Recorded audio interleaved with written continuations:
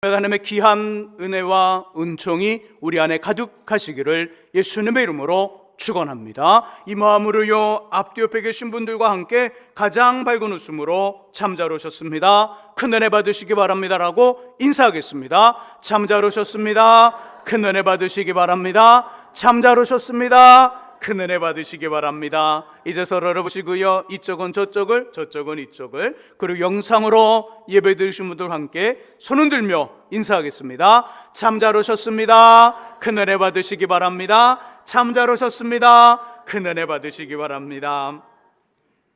신약과 구약 성경 66권을 읽다 보면 이해가 힘들고요, 이게 뭐지라는 난해한 내용들을 만날 때가 있습니다. 또 난해한 사람들도 있어요. 지금 우리가 나누고 있는 발람이라는 이 사람이 난해한 사람들 중에 하나예요. 왜냐하면 그는 성경 곳곳에 등장하거든요. 구약에도 등장하고 신약에도 등장하고 때로는 하나님 말씀도 전해요. 그래서 우리 이 발람을 보면서 이사야나 에레미야 같은 선지자인가라는 질문을 갖게 됩니다. 발람, 하나님의 선지자일까요? 하나님의 선지자인가요? 이것의 답은 구약 성경을 기록한 히브리어 단어 중 미래의 일을 이야기한다는 뜻의 나비와 코셈을 이해해야 합니다. 미래의 일을 이야기한다, 나비 그리고 코셈이라는 단어가 히브리 단어 두 단어가 있는데 이것을 비교하여 보면 발람이 하나님의 선지자인가 아닌가를 알 수 있다는 거예요. 우리 화면에 표 띄워주시기 바랍니다. 화면에 표. 자, 조금 놔두시고요. 자, 나비와 코셈을 정리해서 표를 만들었습니다. 나비와 코셈은요, 둘 다 미래의 일을 이야기한다는 의미로 우리나라 말로 번역한다면 선지자 또는 예언자예요. 하지만 좀 더 구분하면 나비는 그 시작이 하나님입니다. 하나님이고 나비, 곧 나비라고 말하는 사람들의 도구는 하나님의 말씀이에요. 그들이 하는 일의 그 목적은 뭐냐면 회개와 언약과 구원을 성취하고 완성하고 이루는 일들이에요. 그러다 보니까 성경은 나비라는 사람들을 긍정적으로 평가해 줍니다. 반대로 코셈은 그 시작이 우리 사람이에요. 이들이 사용하는 방법, 주술과 점술입니다. 나비는 하나님의 말씀이었다면 코셈은 주술과 점술을 통하여 복과 저주, 기름을 추구하므로 성경은 나비와는 다르게 이 코셈이라는 그 사람들을 부정적으로 평가해 줘요. 다시 제 얼굴을 화면에 띄워주시고요. 자, 그러면 성경은 발람을 뭐라 할까요? 발람을 선지자라고 말할까요? 발람이라는 이름은요, 전체적으로 성경 66권에서 5번 등장합니다. 그 이름이. 구약에는 2번 등장해요. 하나는 민수기 22장과 여호수아 13장. 여기서는 이 발람을 코셈 점술가라고 말해요. 신약에는 3군데 등장합니다. 베드로후서, 유다서, 요한계시록. 여기 등장하는데 모두 부정적 의미의 인물로 표현됩니다. 곧 성경 어디에서도 발람을 나비, 선지자라고 하지 않아요. 그는 하나님 말씀을 듣고 전했으나 우리가 아는 일반적 선지자, 나비가 아니라 자신의 이익을 위해 점을 치고 구술하는 코셈, 주술가, 무당이라는 거예요. 한글권 본문에는 모세를 통하여 미디안을 쳐 정복하며 8절의 끝부분 부홀의 아들 발람을 칼로 죽였다는 내용 나옵니다. 부홀의 아들 발람을 칼로 죽였더라. 그리고 미디안과 발람을 1절과 2절에서는 하나님 이렇게 표현하기를 그들은 이스라엘의 원수다. 하나님 그렇게 말씀해요. 3절에서 모세는 미디안과 발람을 여호와의 원수라고 표현해요. 이스라엘의 원수, 하나님의 원수. 발람 어느 지역 사람이냐면요, 부돌이라는 지역의 사람이에요. 자, 부돌과 그러면 미디안과 모압을 미디안이라고 표현해요. 자, 모압과 미디안, 부돌, 이 거리가 얼마 정도 거리가 떨어졌냐면 약 640km를 떨어져 있어요. 부돌에서 미디안까지 걸어가려면요, 한 달 이상을 걸어가야 돼요. 640km 이상 떨어져 있다고요. 근데 왜 1절, 2절, 3절에서 히브리 민족과 미디안과의 전쟁에서 하나님은 이 발람이라는 인물을 너희의 원수다, 그리고 모세는 하나님의 원수입니다, 왜 이렇게 표현했을까요? 그냥 미디안 사람이라면, 미디안의 발람이라면 아 그래, 미디안과의 전쟁이니까 원수겠구나, 이런 마음이 드는데 미디안과 이 발람이 살았던 부돌은 640km 떨어졌다고요. 한 달 이상을 걸어가야 돼요. 이렇게 멀리 떨어져 있는데도 왜 이 둘을 묶어서 하나님의 원수, 이스라엘의 원수라 불렀을까요? 또 왜 발람은 비참한 죽음, 이 비참한 죽음을 맞이하게 되었을까요? 그건 우리 지난주 다뤘죠. 너는 가서 내가 하는 말만 전하라, 이 명령, 이 지시를 받았는데 발람 자신의 말을 전했어요. 왕이시여, 이스라엘은 흥에 약하니 맛있는 음식과 좋은 술과 예쁜 여자들을 준비하여 일반 잔치라 속여 그들을 초청하여 우상 숭배를 하게 하십시오. 모압 왕 발락에게 자신의 이야기, 자신의 어떤 생각들을 전한 거예요. 너는 가서 하나님 말씀, 내 말만 전해, 그랬는데 하나님 말씀도 전하는가 동시에 자신의 말을 전한 거예요. 이게 이유예요. 하나님의 원수가 되고 이스라엘 원수가 되고 비참한 최후를 맞은 이유는 이거라는 거죠. 자, 더군다나 이 일 있기 전에 민수기 22장, 다시 본문, 첫 번째 본문을 가보세요. 민수기 22장 21절 이하에는요, 당나귀가 사람처럼 말을 해요. 창세기로부터 요한계시록 66권 어디를 읽어봐도 민수기 22장 21절 이하에 나오는 당나귀가 사람처럼 말을 하는 장면, 짐승이 말하는 장면 하나도 없거든요. 근데 당나귀가 말을 해요. 누구한테? 발람에게. 기가 막힌 장면 아닌가요? 발람이 가라는 주님의 지시를 받고 모압으로 가기 위해 나귀를 탔지만 말을 듣지 않아요. 도리어 그 나귀가 주인의 발을 담에 비비어 상처를 냅니다. 화가 난 발람 지팡이로 막 때렸어요. 막 때리는데 나귀가 말을 해요. 나귀가 사람처럼 말을 해요. 와, 신기합니다. 그리고 나귀가 말이 끝나는 순간에 딱 봤더니 앞에 죽음의 칼을 든 여호와의 사자가 칼을 들고 지금 있어요. 이것 때문에 지금 나귀가 안 간 거예요. 자신의 주인을 살리기 위해서. 나귀가 말을 합니다. 이걸 경험했어요. 죽음의 칼을 든 여호와의 사자가 앞에 있습니다. 두려움을 느꼈어요. 저는 이 발람처럼 점을 치거나 구슬하는 무당이 아니라 정식으로 주님의 종으로 교육을 받고 훈련을 받은 목회자이지만 이런 경험 한 번도 해보지 못했습니다. 짐승하고 말을 해보지 못했어요. 제가 좋아하는 사자하고 밥 먹었니? 요즘 어떻게 지내?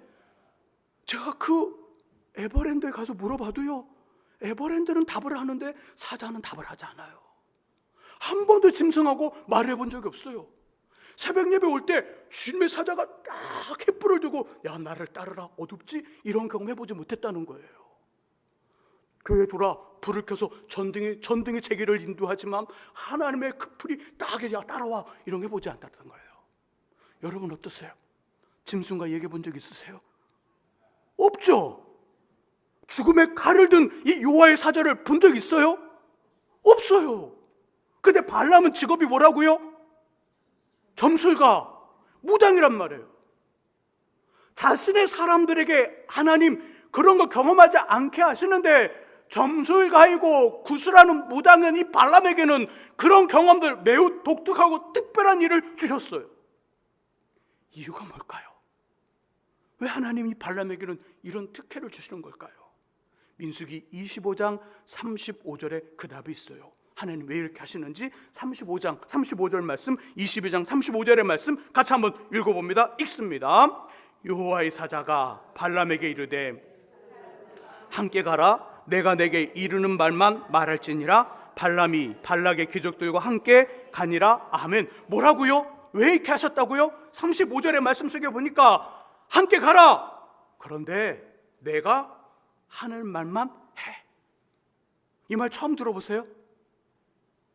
지난주 설교 시간임을 들었잖아요. 지난주 설교 시간에 20절을 봤더니 20절에서도 하나님 함께 가라. 그러나 내가 내게 이르는 말만 준행해라.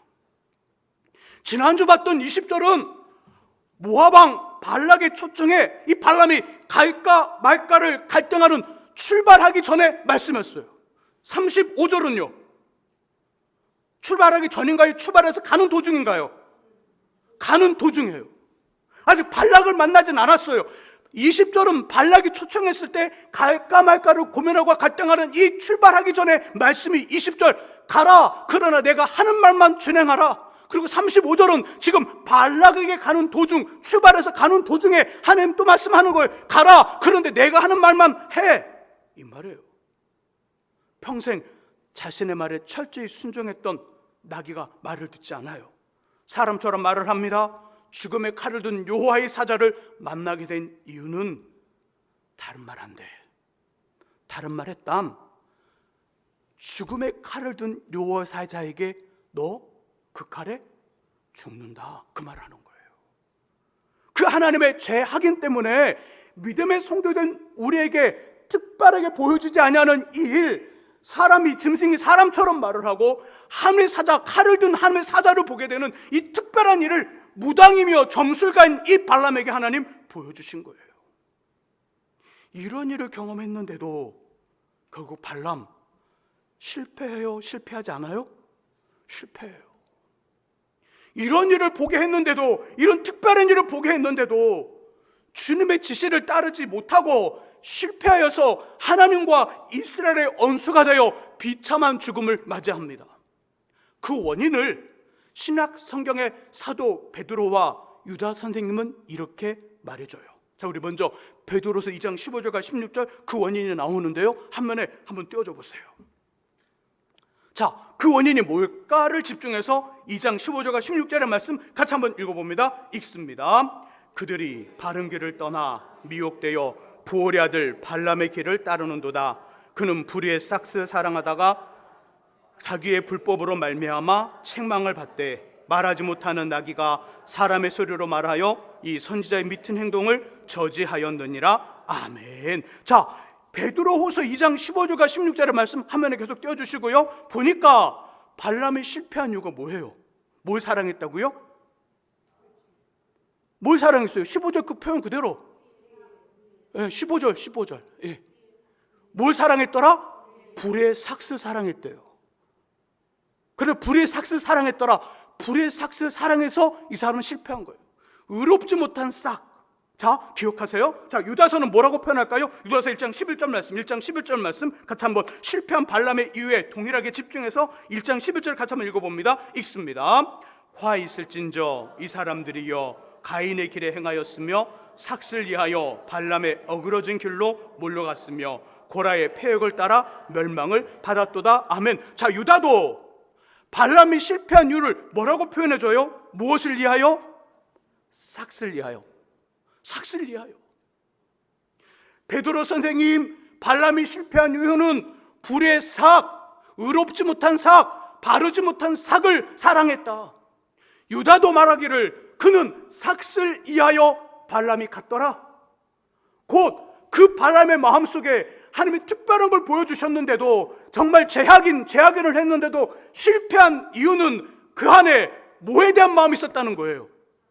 삭에 대한 마음이 있었어요. 다시 민수기 22장 7절에서는 이 삭스를 뭐라고 표현해요? 22장 7절 눈으로 빨리 봐보세요. 22장 7절에서는 그 삭스를 뭐라고 표현하냐면 끝부분에 복채라고 말해요. 복채가 뭐죠?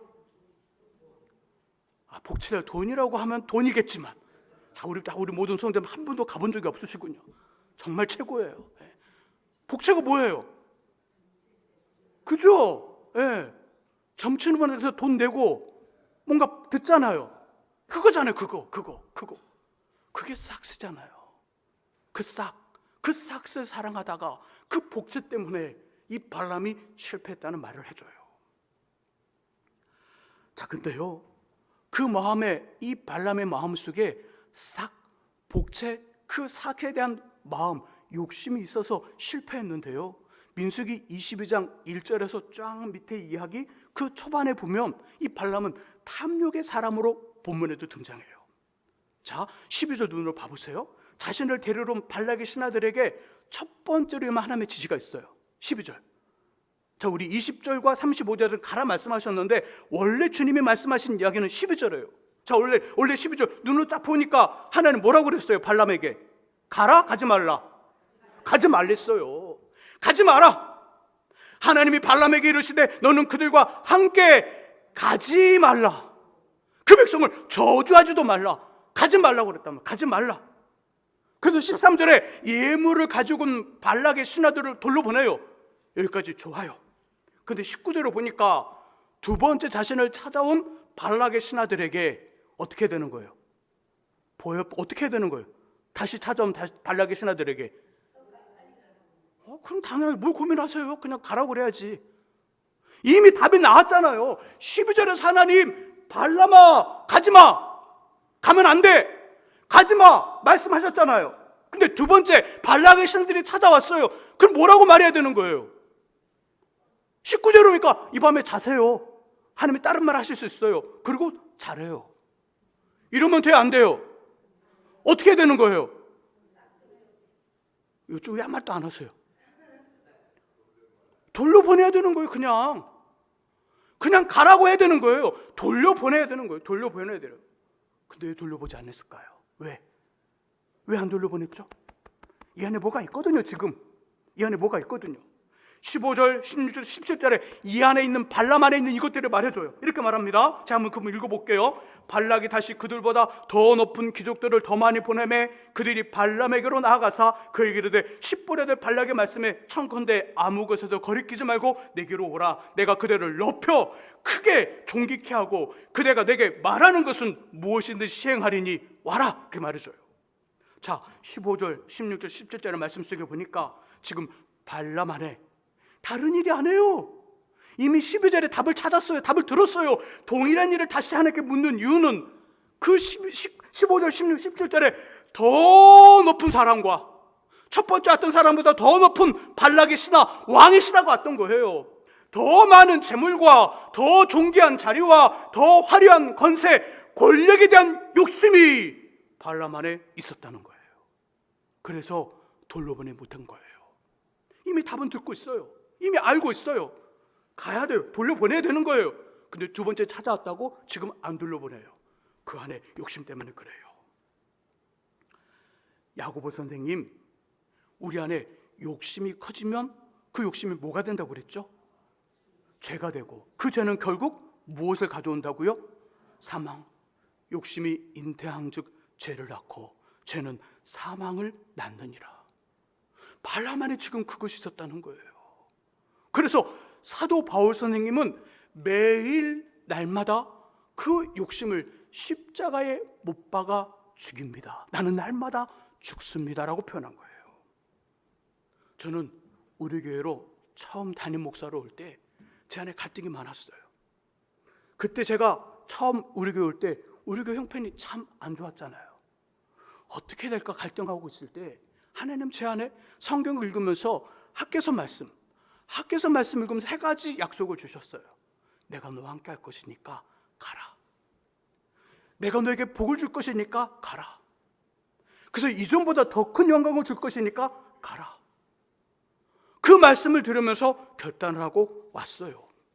그래서 몇 년이 가는데 너와 함께 할 것이다, 복을 줄 것이다, 이전보다 더 큰 영광을 보게 될 것이다.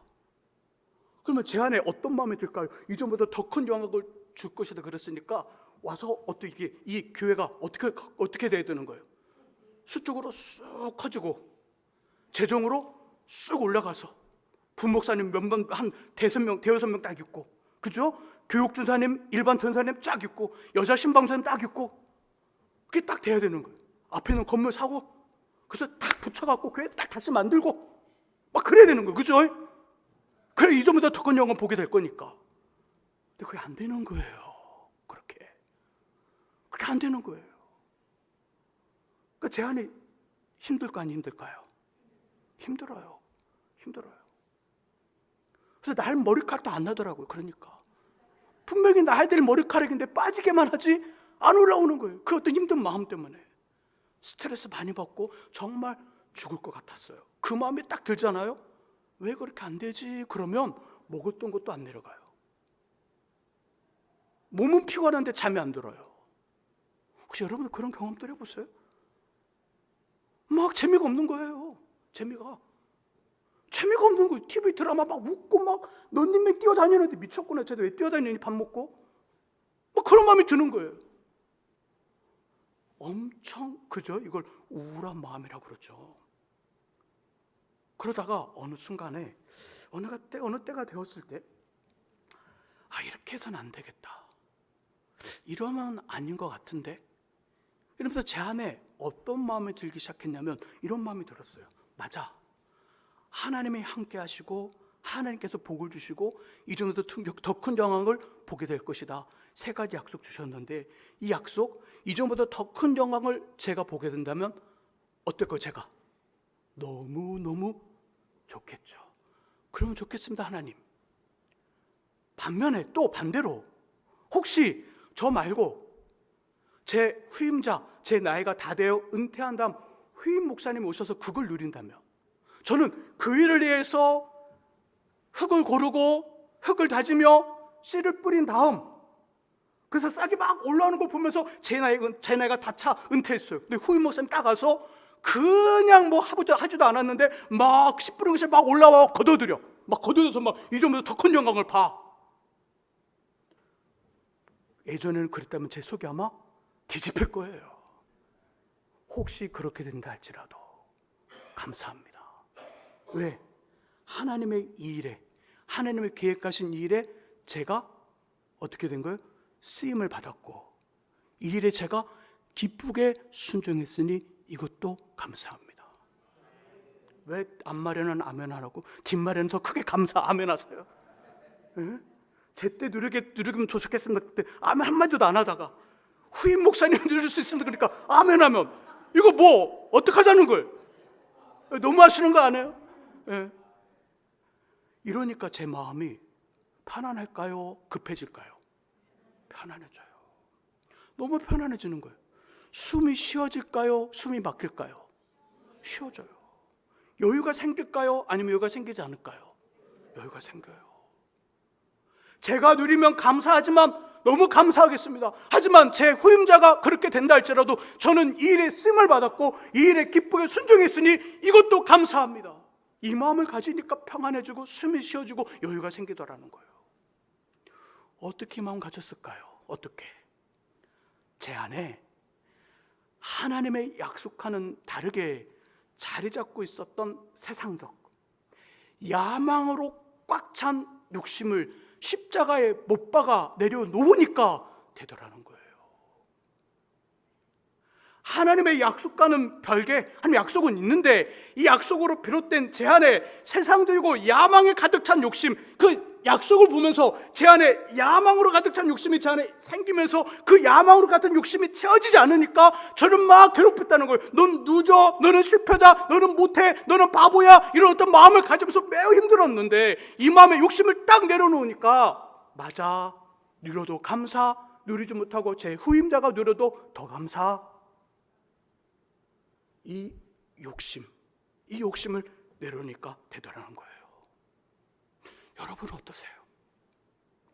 지금의 남편과 아내 말고 그때 다른 사람이었다면 더 멋진 삶이 되었을 텐데, 지금의 부모님 말고 다른 분이었다면 나 더 나았을 텐데, 나도 BMW, 벤츠 뭐 그런 차 몰고 다녔을 텐데 맨날 전철 타고 마을버스 타고 다니는 인생이 아니라 부모님 때문에 큰 좋은 차 빵빵거리면서 어디 가도 야타 할 수 있는 그런 차 타고 다닐 수 있었을 텐데, 그때 그 회사 말고 다른 회사 주식을 샀다면 6,000피 이 시대에 대박 났을 텐데, 일이든 사람이든 다른 선택을 했다면 많이 달라졌을 텐데라는 후회로 자신을 괴롭히며 지금을 망치고 계시지는 않습니까? 이것의 원인이 뭐라고요? 욕심 때문에 그래요. 욕심 때문에.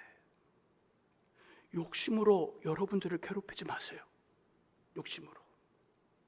그 조금 내려놓으면, 그 조금 포기하면 쿠션 좋은 가볍고 새 신발을 신은 것 같은 삶이 돼요. 지금도 충분히 잘하고 계셔요. 지금 충분히 괜찮아요.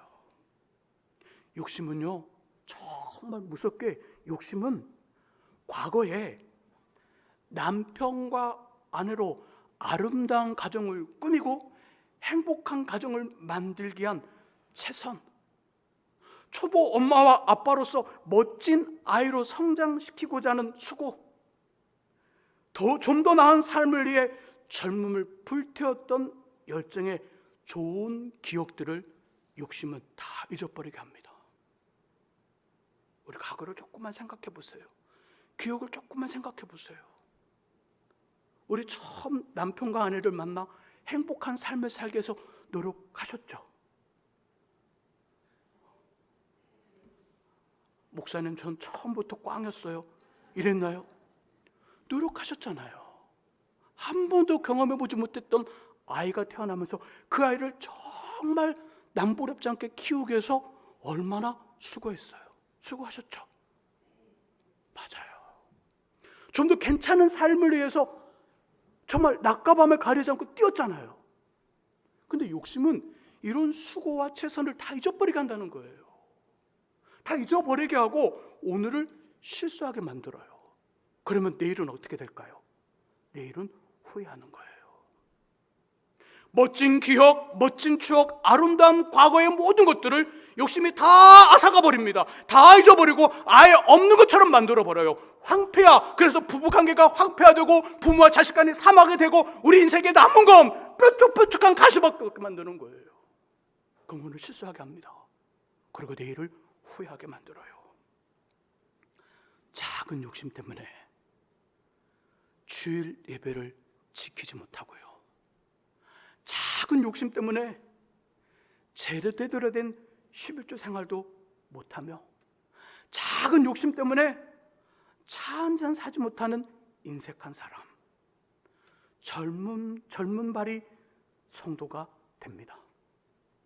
그래서 예수의 사람들은 정과 욕심을 십자가에 못 박으라는 갈라디아서 5장 24절 말씀처럼 주님의 지시와 약속과는 별개인 우리의 욕심을 철저히 십자가에 못 박아 내려놓음으로 아버지의 뜻을 온전히 이루어 드림으로 하나님의 복과 평안을 충만히 받아 누리시는 저와 여러분 될 수 있기를 예수님의 이름으로 축원합니다. 기도하겠습니다. 하나님, 발람은 싹스에 대한 욕심, 그 아버지 하나님 복지에 대한 욕심 때문에 우리 믿음의 성도들이 경험하지 못하는 짐승이 말하는 것과 칼을 든 주님의 사자를 보았는데도 하나님의 명령 내 맘만 해, 그것에 실패하고 자신의 이야기를 합니다. 하나님, 우리도 때로는 그렇게 크지 않은 작은 욕심 때문에 사람들의 그 말에, 때로는 사람들의 눈초리가 별로 안 좋은 그런 경우를 경험할 때도 있고, 하나님 앞에 온전하지 못한 그런 삶도 살아가고, 작은 욕심 때문에 우리가 취해질 때가 있습니다. 주여, 바울 선생님의 고백처럼 매일매일 정과 욕심을 십자가에 못 박아 죽이는 경건의 훈련, 아버지 경건의 연습을 멈추지 않고 늘 끊임없이 그 훈련을 통하여 아버지 하나님 우리를 다스려 정복하고 욕심을 철저히 내려놔 주님의 뜻을 온전히 이루는 우리 될 수 있도록 아버지여 도와 주옵소서. 예수 그리스도의 이름으로 기도합니다. 아멘. 우리 김민지 기한